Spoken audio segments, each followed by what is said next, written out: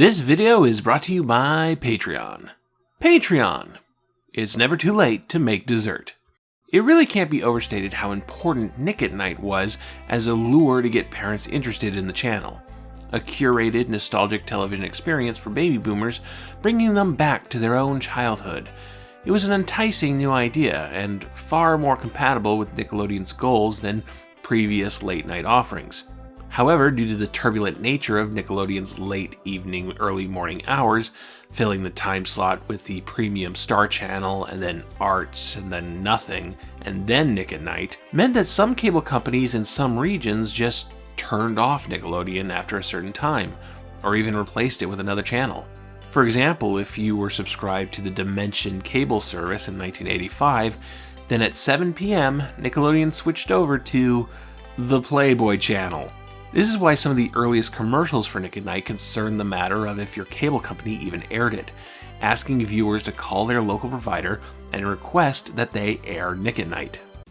Everybody knows Nickelodeon's got a new all-star lineup of new shows and old favorites called Nick at Nite. That's keeping Nickelodeon going around the clock 24 hours a day, 365 days a year. But some of you aren't getting Nick at Nite. Nickelodeon goes off the air, and minutes hang like hours.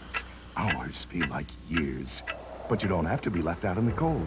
Call your local cable company and tell them you want Nick at Nite. You need Nick at Nite. You gotta have Nick at Nite. It's up to you. They won't know if you don't call, so pick up the phone and call now. It really wasn't a huge deal. Dimension cable service moved the Playboy channel elsewhere and aired Nick at Nite almost immediately after its premiere in July of 1985. But it was some tidying up to do as Nickelodeon transitioned to a proper 24-hour basic cable station. To get people more interested in Nick at Nite and what it had to offer, Nickelodeon would air one of its shows, Dennis the Menace, on both Nick at Nite and daytime Nickelodeon. It was a treat to the stay-at-home boomer parents, giving them something from their own childhoods to watch along with their kids, in the same way Lassie had in 1984. And it was also a preview of what Nick at Nite had to offer, so if your cable provider blocked Nick at Nite for whatever reason, you would be motivated to call in and make a request. It pretty much worked, and for the rest of the 80s, Nickelodeon would sprinkle in some 50s and 60s retro television to keep the baby boomers engaged and interested in the larger Nick at Nite project. While Nick at Nite was part of the same basic cable package as Nickelodeon, it wasn't a premium channel, it nevertheless took some tricks from premium cable. The idea of the free preview had first been developed by HBO in the 70s, and had become a regular practice for movie channels and Nick's most direct competitor in the children's cable television market, the Disney Channel. So in the summer of 1986, Nickelodeon would have a sort of free preview of Nick at Nite called Nickelodeon Summer Camp. Beginning on June 30th, 1986, Nickelodeon Summer Camp was a 90-minute programming block that aired on weekdays between 1 and 2:30 p.m., consisting of 3 Nick at Nite mainstays: The Donna Reed Show, My Three Sons, and Mr. Ed. The name is tied to Camp Nickelodeon, the opening hour of Nick at Nite containing their lightest, most kid-friendly programming, which all 3 of these shows were part of at one point or another. Nickelodeon Summer Camp wasn't a heavily publicized event, just a little retro television oasis for the parents watching their kids during these summer break months, ending in the last week of August as the children returned to school. But it did mean that, for a short 2 months, these 3 shows were part of regular daytime Nickelodeon programming, so by the Knacks guidelines, we must talk about them. I was very tempted to just do Nickelodeon Summer Camp as just one episode, but no, we'll give these 3 shows the time and respect deserving of every other Nickelodeon show, beginning with Nick at Nite's famous headliner, The Donna Reed Show. Whatever happened to those dim days beyond recall when a man made decisions? You can make one now. What time should we go get your suit? Women control the PTA. They own 70% of the nation's wealth. They dictate where we live, how we live. How about the suit? Today, the PTA. Tomorrow, the world. You know, there used to be 2 sexes. Now it's female and him. The Donna Reed Show was a family sitcom that originally ran on ABC for 8 seasons between 1958 and 1966, for a total of 275 episodes. As you probably guessed, the show stars Hollywood actress Donna Reed, who you may remember as Mary from It's a Wonderful Life, or for her Academy Award-winning turn as Lorene in From Here to Eternity, or, God forbid, for putting on red face to play Sacagawea in The Far Horizons. Donna Reed, Academy Award winner for her performance in From Here to Eternity, as the Indian girl Sacagawea, who led the white strangers, but followed the primitive code of her own people. You have fought for me and you have won. What? I belong to you now. The past was a mistake. In the show named after her, Donna Reed plays Donna Stone, a stay-at-home mother and housewife with 2 kids. There's teenage daughter Mary, played by Shelley Fabre, who often has boys on the mind. Kathy calls it sophisticated. I say it's ridiculous for a girl your age to get herself done up like that. My age? Mother, isn't it time you realized I'm not an infant anymore? Remember, you're from a different generation. You're out of touch where Kathy has her finger on the pulse. Mary, in case you're interested, my pulse is pounding. Calm down, Mother. Take an aspirin or something. Excuse me, I have a lot of phone calls to make. And then there's Donna's almost 12-year-old son, Jeff, played by Paul Peterson, an athletic, rough-and-tumble boy who likes to get into the occasional scrapes. Well, who is it? I want to talk to his mother. No, Mom, you can't do that. Darling, in the lexicon of youth, it's much better to take a beating than to go hollering to the other boy's mother. Well, if Jeff started a fight and beat up on some boy, I'd want to know about it. The other boy did start the fight, didn't he? Well, technically, no. You started it? Why? Some fellas don't understand anything but a sock in the eye. Only trouble is, I missed and he connected.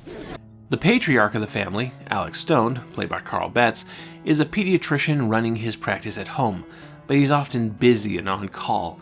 So on top of her routine of cleaning, making meals, and participating in neighborhood programs, Donna might occasionally be doing something outside of her station. You know, guy things, like teaching Jeff how to fight, or chaperoning a camping trip.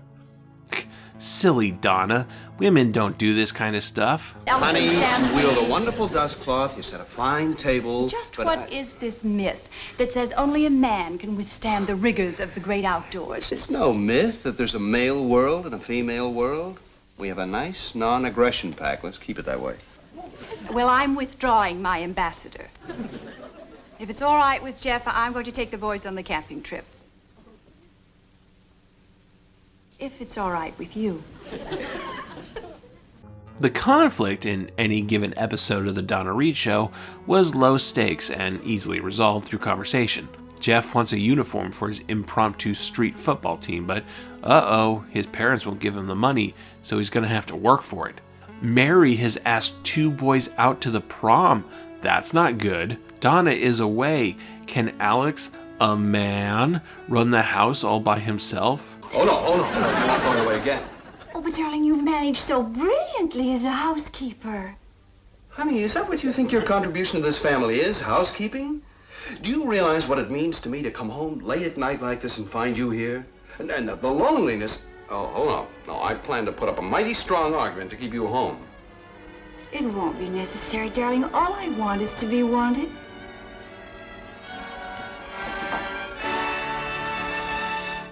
You know those stock 50s sitcom plots had to come from somewhere.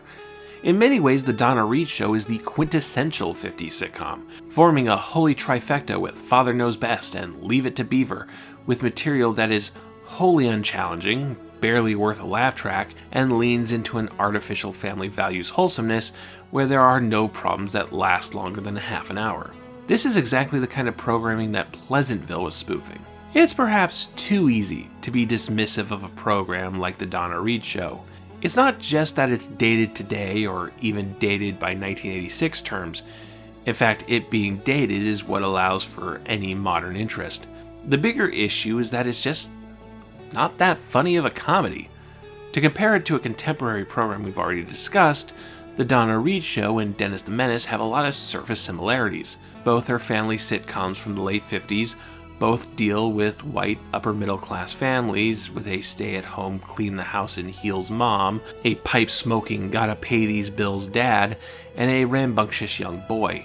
And both were created by the same production company, Screen Gems. But Dennis the Menace also has some really tightly written scripts with heavy emphasis on comedic setup and payoff. It allows itself screwball comedy plots and even occasionally slapstick.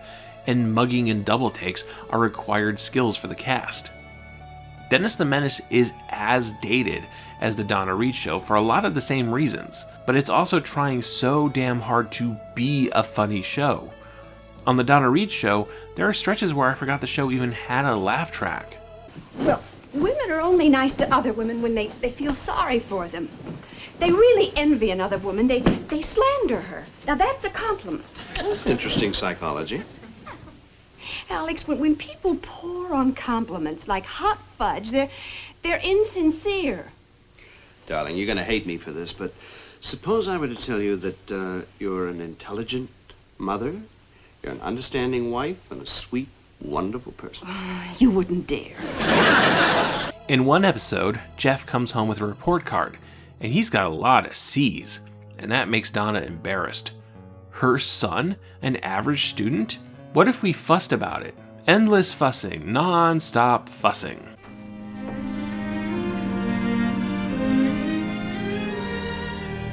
Look, Jeff, if you couldn't do better, it would be different. We just have to accept it. I can't do better, Mom, honest. There's no time for modesty, Jeff. We know you can. Golly, Jeff, this family has a reputation to uphold with Miss Standish. You keep out of this. Maybe I should get a lawyer. No goofy plot, no setup, no payoff. Donna worries about her son, but then she sees how he treats his friends and realizes that despite his grades, Jeff is a really good kid, so Donna stops worrying. It's a conflict contained entirely within Donna's head, and we, the audience, have very little to engage with. Now, there is the rare exception. Sometimes there will be a guest character that takes things into a more screwball direction. In the season 1 episode, The Busybody, Donna's uncle visits, and he's a complete cartoon character. A boisterous, world-traveling adventurer who likes to fly low over the Stones' house and shake up the place. He gives away exotic gifts and takes charge of every situation he's in. We have no budget. The budget? Now, really, Mayor, I've seen that dead horse flogged by every two-bit tin-horn politician from here to Timbuktu. Now, you listen here. Now, if I may get a word in edgewise, may I ask, are you a statesman or a budget-balancing bookkeeper? In truth, he's a bit obnoxious, but a breath of fresh air for this program. The Donna Reed Show doesn't want to be this. It wants to be quiet and wholesome and low stakes. It's a sitcom more as a technicality than anything else. And that kind of makes sense because Donna Reed didn't want to make a sitcom. Donna Reed had become disillusioned with Hollywood during the 1950s. She had some really awful production experiences, most notably the 1956 film Beyond Mombasa, which, among other things, resulted in Reed getting dysentery. Good scripts were getting hard to come by, even as Reed helped run Toad-In Productions with her producer husband, Tony Owen. Reed was pushing 40, and Hollywood still isn't very nice to middle-aged women, and she was also raising 4 children, and while not wanting to give up acting, she did want a working schedule that would allow time for her family. And film production just doesn't do that. So Donna Reed and Tony Owen looked towards pivoting to television. The wife and husband team thing had worked wonders before with Lucille Ball and Desi Arnaz, resulting in the most important television show ever. But by 1958, the sitcom had mellowed out considerably with more quaint, family-oriented content. Compared to most 50s sitcoms, I Love Lucy feels like an Adult Swim show. And Reed and Owen actually started out wanting to make something a bit more unique and out there. All the family shows truly bore me. I had never looked at one until this year, when I felt I must. Among the alternative ideas workshopped during this time included Donna Reed playing a bullfighter, a racetrack tout, an elevator operator for the Empire State Building, and a secretary for the Secretary of State. The Secretary's secretary, if you will. These ideas might be startling to devoted Donna Reed Show fans. They're nothing like the final product. But one thing to keep in mind was that Donna Reed, America's housewife, was an image created by the show. Prior to television, Donna Reed was known for genre films like westerns, film noirs, and swashbuckler movies. And while she did often play the good girl, her Academy Award was for playing we're not saying she's a prostitute, but she's totally a prostitute. The nearest thing to the TV version of Donna Reed was probably Mary in It's a Wonderful Life, and even that movie had its sexy, subversive qualities. He's making violent love to me, Mother. So if Donna Reed didn't care for family sitcoms, was pitching everything but family sitcoms, and didn't have a family-friendly reputation, how did we get to the Donna Reed Show? Well, the story goes that John Mitchell, vice president of Screen Gems, the television production subsidiary of Columbia Pictures, came into Tony Owen's office and saw this picture of Reed and her 4 children, and realized that Reed could present a balance between genuine motherly affection while maintaining a level of showbiz glamour and beauty. Donna Reed could look amazing in a house dress baking a cake, but she wouldn't look out of place doing so. A motherly counterpart to Father Knows Best. Despite being the titular lead and co-owning the production company, Donna Reed had far less input into production than Lucille Ball had with her show. William S. Roberts, a veteran screenwriter for MGM, was brought in to develop the characters, including Donna Stone, emphasizing both her domestic role and her beauty. Donna Stone is wife, mother, companion, booster, nurse, housekeeper, cook, laundress, gardener, bookkeeper, clubwoman, choir singer, PTA officer, scout leader, and at the same time, effervescent, immaculate, and pretty. The Donna Reed Show premiered on September 24th, 1958, to a lukewarm reception. Reportedly, one critic called it antiseptic oatmeal, which is perfect. And the show had low ratings, competing against the already successful CBS show The Millionaire. However, the Donna Reed Show's original sponsor, Campbell's Soup, loved the program and insisted it keep going. A combination of a better time slot and word of mouth pushed it into success, and the Donna Reed Show became a television fixture for the next several years. Of course, it couldn't just exist as one thing. Screen Gems looked to turn the show's 2 child leads, Paul Peterson and Shelley Fabre, into possible pop stars. They were already show business kids going into the series.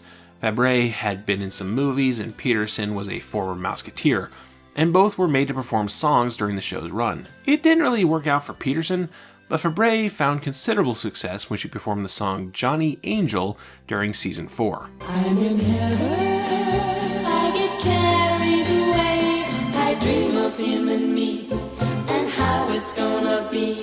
Other fellas call me up for a date, but I just sit and wait, I'd rather concentrate on Johnny Angel. Johnny Angel would go all the way to number 1 on the Billboard charts, and Fabre would be pushed further into the role of pop star, ultimately leaving the Donna Reed Show during season 5, her character Mary graduating high school and going off to college.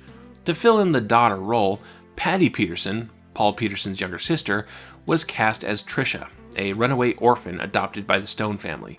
Tricia, now I told you. Mommy, Mrs. Housett said we're going, and I heard you say on the phone. I heard you. You said you hated getting packed for the trip. Well, now, my dear, if you listened as carefully while others are on the phone as you apparently do when your mother is on, you wouldn't be so unhappy now. Please go to your room and do your homework. I finished it. Well, then go to bed. Yes, Daddy.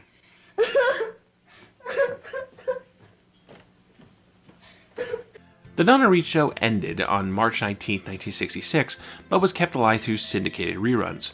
However, the world was changing around it, and here's where we get to the big question. Is the Donna Reed Show too of its time to make for acceptable television today, or acceptable television for a children's cable network in 1986? It certainly built a reputation as a regressive, harmful, anti-feminist program over the years. So, who's Donna Reed? What? You don't know who Donna Reed is? The quintessential 50s mom with the perfect 50s family? Never without a smile and high heels? Hair that if you hit it with a hammer would crack? Mother-daughter window washing. We should try that. Yeah, right after mother-daughter shock treatments. You know, daughter, there's nothing more satisfying than washing windows. Oh, no. What? Did I miss a spot? No, I just had an impure thought about your father, Alex. Funny. I don't know why I had it. It isn't the second Saturday of the month. Hey, I heard you had an impure thought about me. I must now sublimate all my impure thoughts by going into the kitchen and making an endless string of perfect casseroles. As the Donna Reed Show was ending, the women's liberation movement, now more commonly referred to as second-wave feminism, was revving up. 1963 saw the publication of Betty Friedan's The Feminine Mystique, which explored a trend of dissatisfaction among housewives for the role society presumed on them. the encouragement for women to give up careers and their own personal happiness to become wives and mothers. And you know who would have agreed with that sentiment? Donna Reed. I would read the articles by the experts, and they said I should be home with my children instead of working as an actress. Each time I'd read another expert, I'd feel derelict as a mother, a wife, a woman. They're everywhere, the experts, telling us all women should be deliriously happy, bent over a stove, and ecstatic while they scrub the kitchen sink. We all know they aren't so happy. When the kids leave home, these women who never had any outside interests are miserable. Maybe the experts are crazy wrong when they say an unmarried woman is unfulfilled. Maybe every woman shouldn't necessarily be married and have children. And a lot of women would be happier and fulfilled if they didn't. Donna Reed was a far more liberal figure than her show might lead you to believe. She was even a pretty vocal voice against the Vietnam War and the draft. And there is something to say about Donna Reed's role within her own show. Not just being the titular star, but also co-owning the production company, being one of the show's producers, albeit an uncredited one. Still, Reed didn't have magic veto powers. The Donna Reed Show was still a male-produced, male-directed, mostly male-written television show, and issues of parenting, gender roles, and societal expectations weren't subtext, they were very much the show's text, with dialogue like this being a common occurrence. Jeff, women are sensitive, enigmatic creatures, and we're boors who don't appreciate them. You really believe that? Pass the butter, creature. I bet you can even guess what's in it. Oh, Alice, what are you talking about? How could I possibly guess? Well, after all, you're a woman, so naturally you have that feminine, intuitive knowledge of what husband is going to do. Takes a lot of courage, Charlie, but if you say no to a woman, you'll intrigue her immediately. I'll go home and practice. Well, I'm not against motherhood. I just say that wives are becoming too powerful. It's turning into a dictatorship. Come on, Alex. There's nothing like a wife around the house. Always there when you get home. Always helpful, suggesting things. Maybe that's why I'm still a bachelor. Hey, here's a fun bit of trivia for you. John Whedon, Joss Whedon's grandpa, wrote a bunch of episodes for this show. The Donna Reed Show is pretty firmly in the camp of supporting the nuclear family image of the 1950s, something that second-wave feminism largely peeled away from to build support for women in the workplace, women in higher education, birth control, things like that. That is not to say, of course, that being a stay-at-home mom is a bad thing in and of itself if that's what women truly want, as long as that wasn't a role she was pressured by society to do. And of course, stay-at-home dads are a thing. The question then is, does the Donna Reed Show contribute to that societal pressure for women to be housewives? I think it's hard to argue that this program doesn't promote a certain kind of lifestyle. And unlike Dennis the Menace, it doesn't even really have comedy to distract you from the domesticity of it all.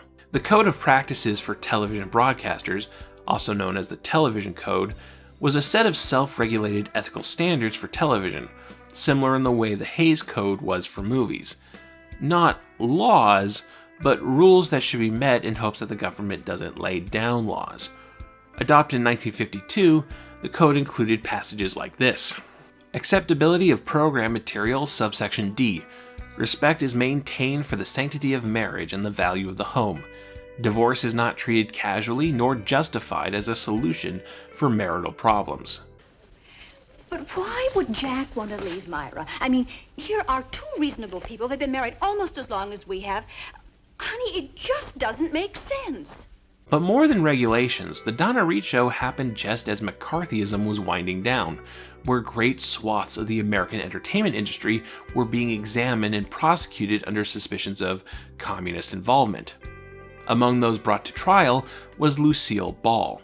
And while she wasn't officially brought in because of I Love Lucy, Ball's television show about a hopeful working woman and her marriage to a Cuban immigrant was building a negative reputation among the American conservative base that supported the House Committee of Un-American Activities. Wanting your woman-produced, woman-led television sitcom to seem as American as apple pie was largely desirable, and looking American at this time meant looking white, middle class, and a woman in the kitchen. Campbell's Soup was also keen on the domestic image. You might remember that Campbell's was the primary sponsor for Lassie, who clamped down hard on June Lockhart when she gave an interview that contrasted with the sweet mother role she played on the show. You already know how much sway Campbell had over the Donna Reed Show, keeping it alive when the numbers weren't on its side. This was before the commercial break of modern television had really been developed, when a single show could have a single sponsor, and that sponsor could have immense amount of power over the nature of the show. A television show is, first and foremost, a product. They're so perfect for Lenten meals. They're so nourishing, good, and there's such a wide choice, too. There are 10 in all, and they're all delicious. There's tomato, cream of mushroom, new cream of vegetable, and other favorites everyone will enjoy.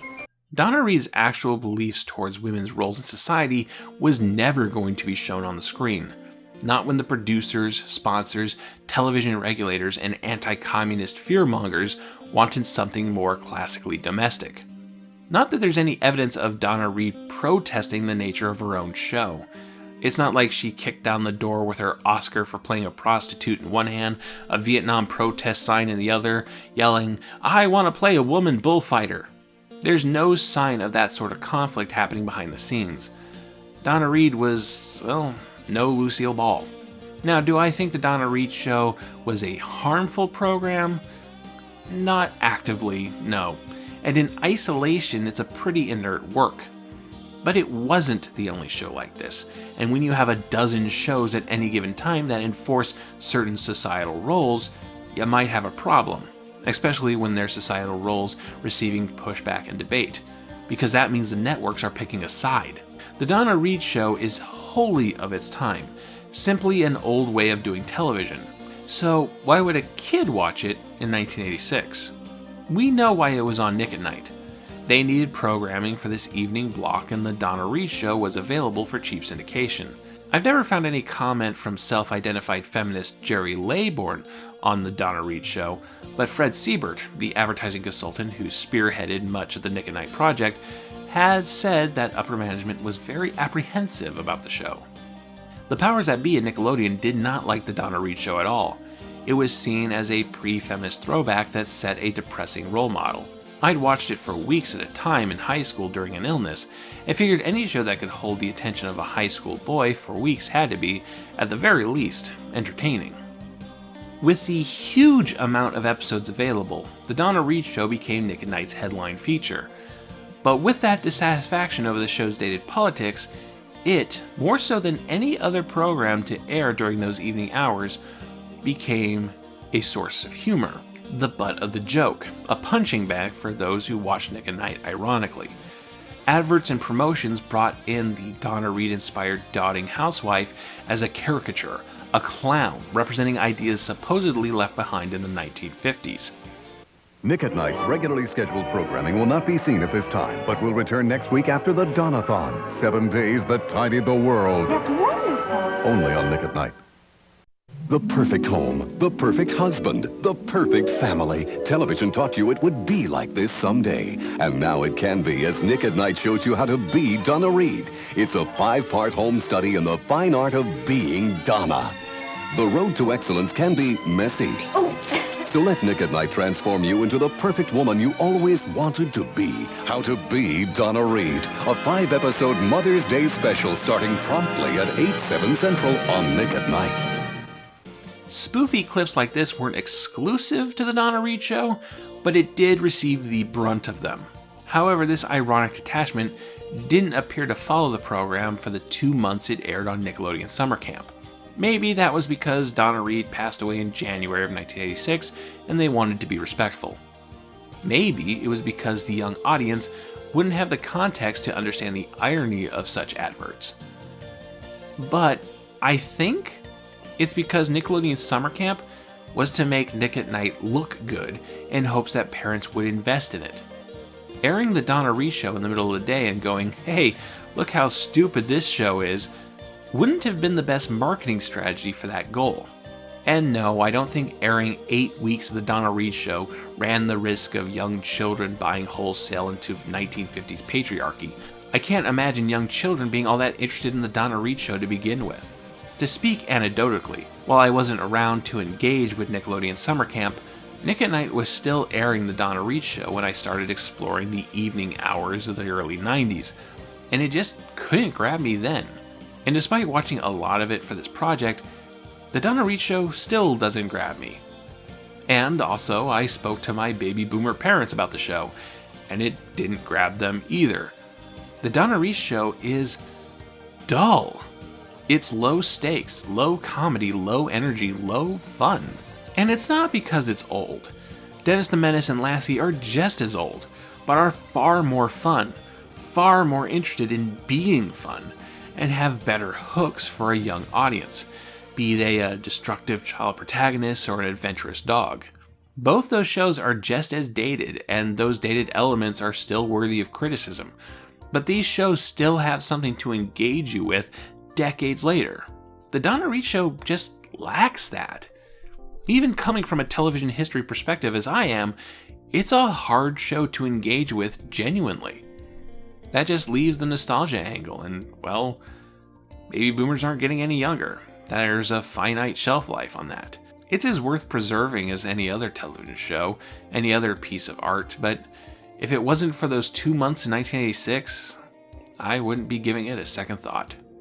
Nick, Nick, Nick, Nick, Nick, Nick, Nick, Nickelodeon. Nick, Nick, Nick, Nick, Nick, Nick, Nick, Nickelodeon. Next time. Well, that was harsh. I stand by it, but it was harsh. Let's see how the second show of Nickelodeon Summer Camp fares in comparison. Today's research shout-out goes to In Search of Donna Reed by Jay Foltz. Despite how little I care about the show, Donna Reed herself is worth reading up on, and this 1998 biography gives great detail about her career in Hollywood, the production of the Donna Reed Show, and her life afterwards. Thank you all for watching. If you'd like to support Knacks and other Pop-Arena projects, perhaps consider contributing to my Patreon. Every dollar goes to research materials, production values, and dish soap. You can also support the channel by liking the video, leaving a comment, subscribing, hitting that bell icon for notifications, following the Pop-Arena on Twitter, sending a one-time donation through Ko-fi or PayPal, and sharing Knacks with all your friends. 1 Nickelodeon Summer Camp show down, 2 to go. It's gotta get better, right? Right? Guys?